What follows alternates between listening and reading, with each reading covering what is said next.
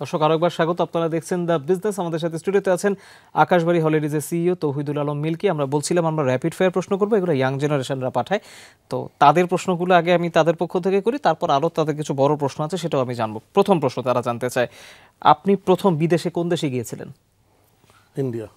India কত সালে? অনেকদিন আগে নিশ্চয়ই। 91 সালে। দ্বিতীয় প্রশ্ন, বাংলাদেশে বেড়ানোর জন্য আপনার প্রিয় স্পট কোনটা? কক্সবাজার। কক্সবাজার। তৃতীয়, আপনি যখন কোথাও বেড়াতে যান, বেড়াতে যাওয়ার আগে সবার আগে আপনি কি কি যাচাই করেন? একটা ভালো একটা থাকার জায়গা, ওইটাকে আপনি সবার আগে যাচাই করেন। আর তো অবশ্যই নেচারও আগে। ওকে। চতুর্থ প্রশ্ন, ট্যুরিজম ব্যবসা চালাতে গেলে কোনটি বেশি গুরুত্বপূর্ণ, স্ট্র্যাটেজি নাকি মানুষের সাথে সম্পর্ক? বোথ। আসলে এটাকে স্যাক্রিফাইস করার কোনো রাস্তা নেই, দুটোই লাগবে।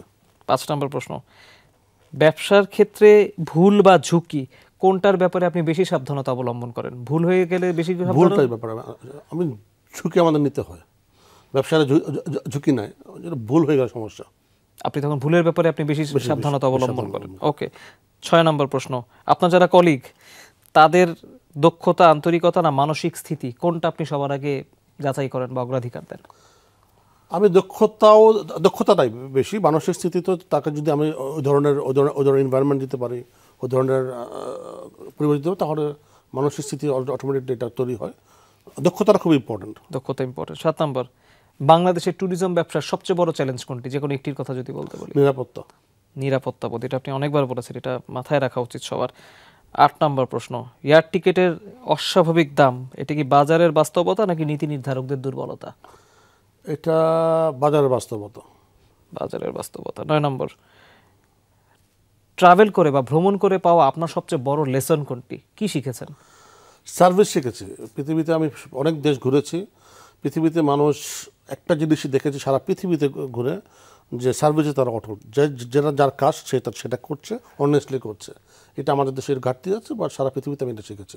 সার্ভিস মানে প্রথম জিনিস এই ইন্ডাস্ট্রিতে, আমরা তো সার্ভিস ইন্ডাস্ট্রি বলি, তো সার্ভিসটা আসল জিনিস এবং স্পেসিফিক থাকা উচিত, যা বলা সেই কাজটাই করা উচিত।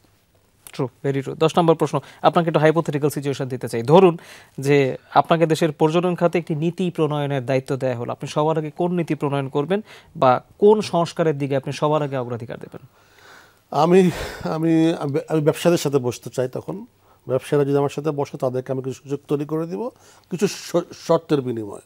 শর্তগুলো বিদেশ থেকে তারা টুরিস্ট আনবে, এবং একটা নিরাপত্তা ব্যবস্থা আমাদেরকে করতে হবে। সেটাও এটা যদি সরকারের ব্যাপার থাকবে।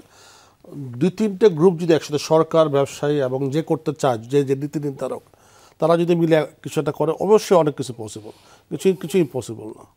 ডেফিনেটলি। আমরা র্যাপিড ফায়ারের অংশটি শেষ করলাম, আশা করি যাদের যে উত্তর দরকার তারা সেসব উত্তর পেয়ে গিয়েছে।